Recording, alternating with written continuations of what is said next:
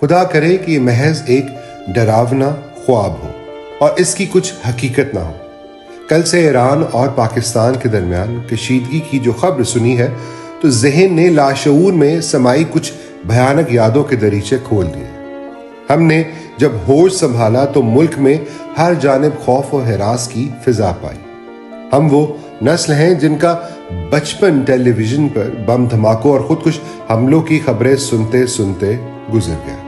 ہم وہ نسل ہیں جنہوں نے پاکستان کی سالمیت کو رونتے ڈرون حملوں سے لے کر خیبر پختونخوا میں موجود جنت نظیر وادیوں کی معصوم کلیوں کو خون میں لت پت سسکتے بلکتے اپنے گھر بار چھوڑ کر پناہ گزینوں کی طرح پنجاب میں آ کر محنت مزدوری کر کے اپنی زندگی کی جنگ لڑتے دیکھا۔ ہم وہ نسل ہیں جن کا لڑکپن APS جیسے سانحے سے دہشت زدہ درسگاہوں میں ڈرتے سہمتے گزرا۔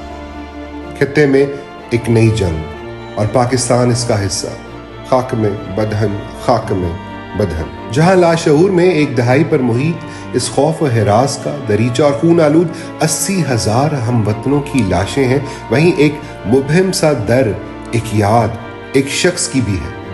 ایک شخص جس نے کوئی بہت معروف بہت بڑے سیاستدان کے طور پر تو میرے بچپن کا تعارف نہیں تھا، مگر ہاں ایک عظیم پاکستانی کے طور پر ضرور۔ ایک شخص جس کے بارے میں کبھی اخبار سے خبر ملی کہ وہ عافیہ صدیقی اور ایمل کانسی کو امریکہ کے حوالے کرنے کے خلاف قوم کو جگانے کی تگودو میں ہے، تو کبھی ٹی وی پر دیکھا کہ کیسے وہ سمجھا رہا ہے کہ ہمیں کسی دوسرے کی جنگ کا ایندھن نہیں بننا۔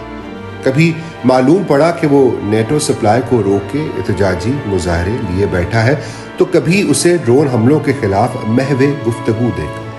پھر وقت نے ثابت کیا کہ اس شخص کا اخوان جنگ کے بارے میں کہا گیا ایک ایک لفظ درست تھا۔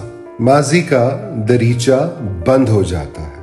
آخر کتنی ہی دیر انسان خود کو یادوں کے حوالے کر سکتا ہے، مگر جو حال ہے اس سے کون بھاگ سکتا ہے؟ اور مستقبل کی فکر۔ وہ شخص جو آج اس ملک کا سب سے طاقتور ترین سیاستدان ہے، وہ شخص جس کے قید میں ہونے کے باوجود ملک کا کوئی کونا اس کے ذکر سے خالی نہیں ہے، وہ شخص جس نے آپ کی سلامتی کے لیے، میری سلامتی کے لیے تمام تر طاقتوں کے میناروں کو ایبسلیوٹلی ناٹ کہا۔